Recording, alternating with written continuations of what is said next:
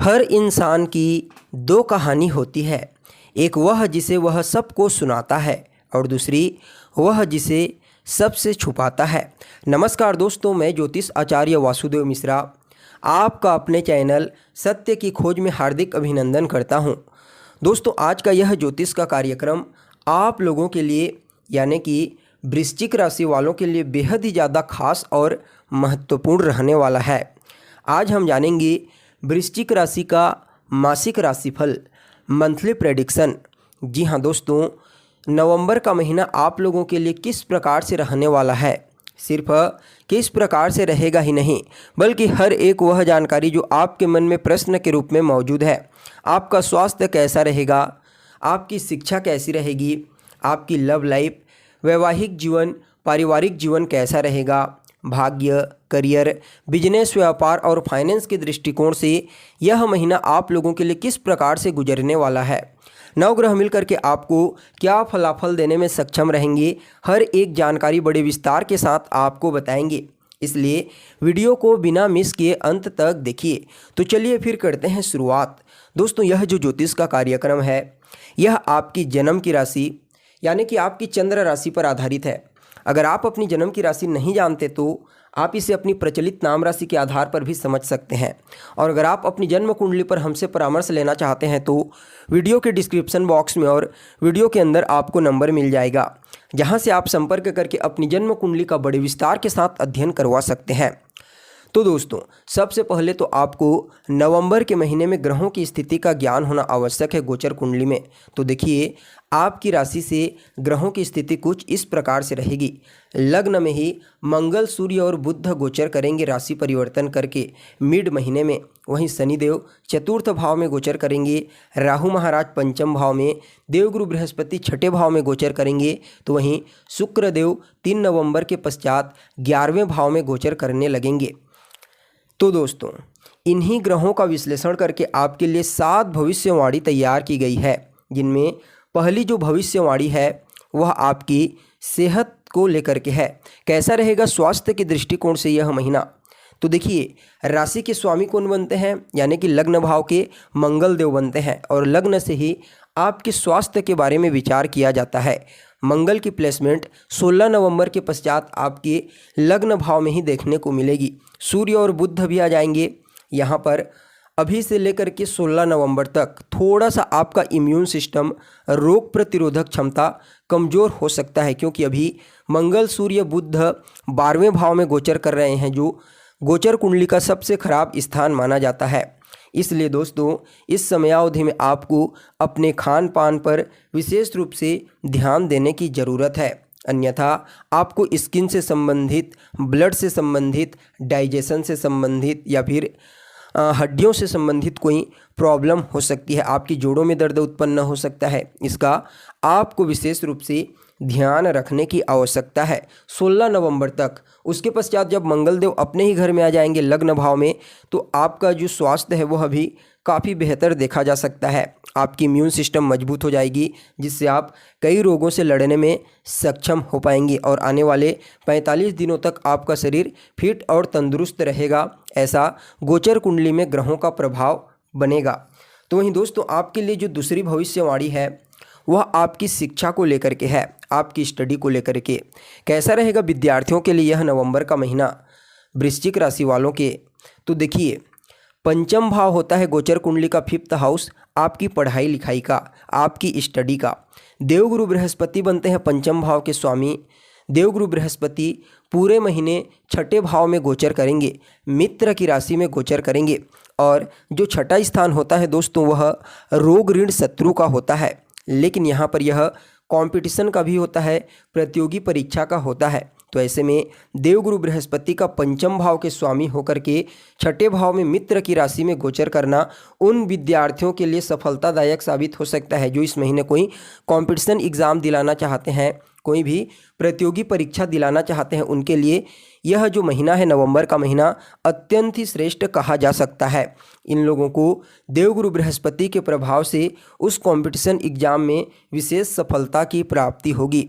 तो वहीं यह जो महीना है पढ़ाई में जैसे कोई दूसरा कार्य आप कोई परिवर्तन करना चाहते हैं या फिर कुछ और करना चाहते हैं, एडमिशन लेना चाहते हैं, तो उसके लिए भी सही रहेगा, क्योंकि यहाँ पर पंचम भाव के जो लॉर्ड हैं जुपिटर, इनकी प्लेसमेंट काफ़ी अच्छी है। इसके अलावा शुक्र और केतु का प्रभाव भी यहाँ पर देखने को मिलेगा आपके पंचम भाव में, आपके पढ़ाई लिखाई के भाव में यहाँ पर राहु भी दिखेंगे। तो इस कंडीशन में पढ़ाई आपके लिए अच्छा रहेगा इस महीने। तो वहीं दोस्तों आपके लिए जो तीसरी भविष्यवाणी है वह आपकी लव लाइफ को लेकर के है। कैसा रहेगा आपके प्रेम जीवन के दृष्टिकोण से यह महीना? तो देखिए, पंचम भाव ही होता है आपकी लव लाइफ का, और जैसा कि आपको बताया गया है देवगुरु बृहस्पति बनते हैं स्वामी, और देवगुरु बृहस्पति पूरे महीने छठे भाव में गोचर करेंगे। राहु का प्रभाव यहाँ पर पंचम भाव में देखने को मिलेगा, जो रिश्ते में विच्छेद करने का कार्य करते हैं। तो ऐसे में दोस्तों देवगुरु बृहस्पति तो अच्छे प्लेसमेंट में है, यानी कि उनकी जो पोजीशन है अच्छी है। अगर आप किसी के साथ रिलेशनशिप में हैं तो देवगुरु बृहस्पति आप दोनों के बीच की बॉन्डिंग को मजबूत करने का प्रयास करेंगे, लेकिन राहु का प्रभाव भी यहाँ पर आपके पंचम भाव में देखने को मिलेगा। तो ऐसे में राहु कुछ न कुछ भ्रामक स्थितियाँ उत्पन्न कर सकते हैं, कुछ डाउट क्लियर करने वाला, मतलब जो डाउट हो ऐसी चीज़ें, शंका की जैसी चीज़ें देखने को मिल सकती है राहु के प्रभाव से।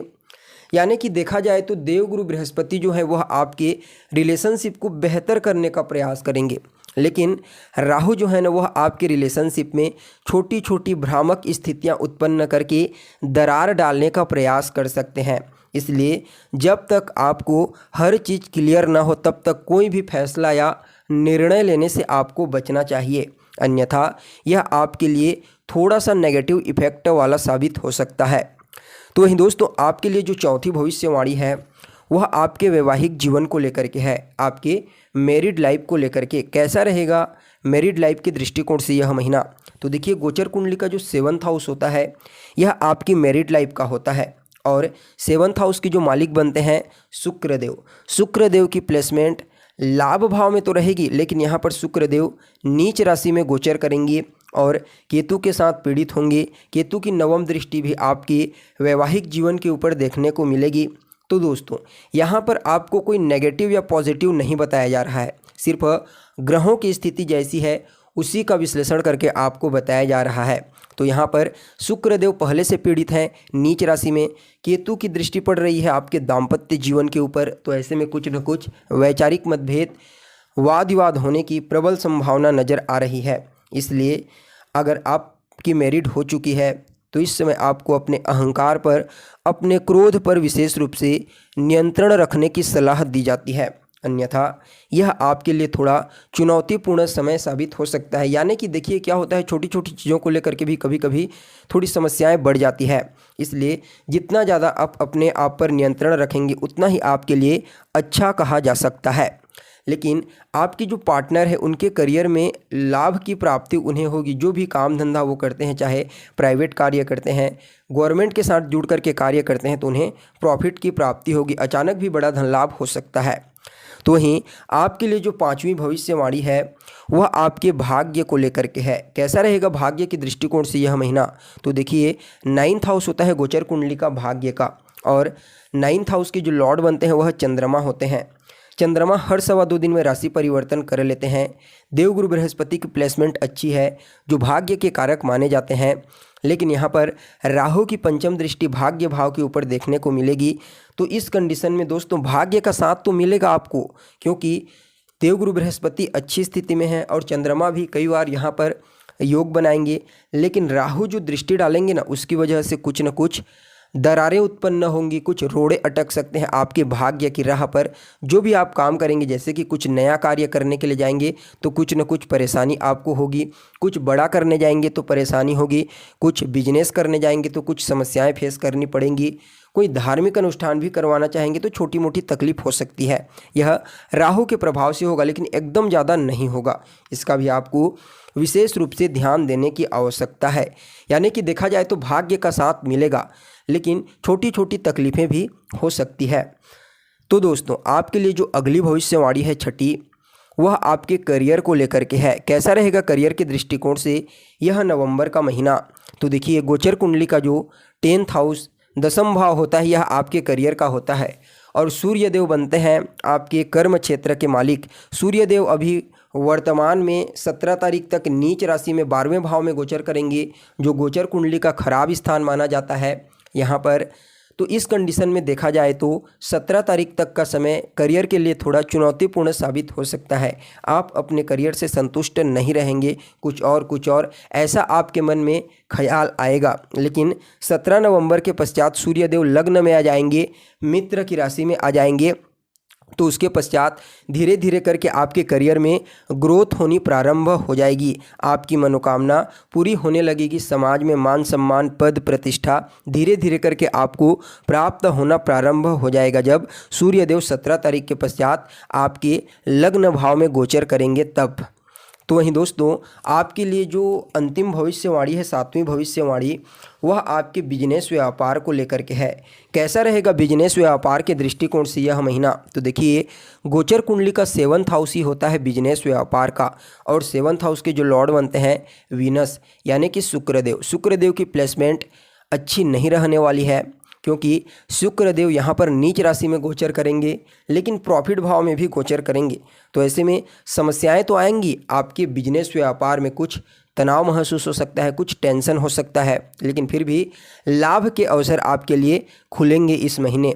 यानी कि कुल मिलाकर के देखा जाए तो बिजनेस व्यापार के दृष्टिकोण से यह जो महीना है न तो अच्छा एकदम कहा जा सकता है, न ही खराब कहा जा सकता है। 50-50% आपको पॉजिटिव और नेगेटिव रिजल्ट मिलने की संभावना नज़र आ रही है, क्योंकि यहाँ पर बुध, सूर्य और मंगल की युति भी लग्न भाव में देखने को मिलेगी, जो आपको थोड़ा टर्निंग मजबूत देने का प्रयास करेंगे। तो दोस्तों, यह तो हो गई 9 ग्रहों की स्थिति के आधार पर पूरे नवंबर महीने का हाल। अब इस महीने को बेहतर बनाने के लिए कुछ उपाय भी आपको करना चाहिए। तो सबसे पहले तो आपको तीन ग्रहों का मंत्र ओम अंग अंगारकाय नमः, ओम ब्रीम बृहस्पतये नमः, ओम सोम समाय नमः, इन तीनों मंत्रों का रोजाना 108 बार जाप कीजिए। इसके अलावा लगभग 7 शनिवार तक एक धतूरे का पुष्प भगवान शिव के ऊपर चढ़ाइए, आपके लिए अच्छा रहेगा। तो दोस्तों, कैसी लगी आपको जानकारी कमेंट कीजिए, लाइक कीजिए और बने रहिएगा हमारे साथ। फिर मिलते हैं एक नए और ताज़ा एपिसोड में, तब तक के लिए नमस्कार।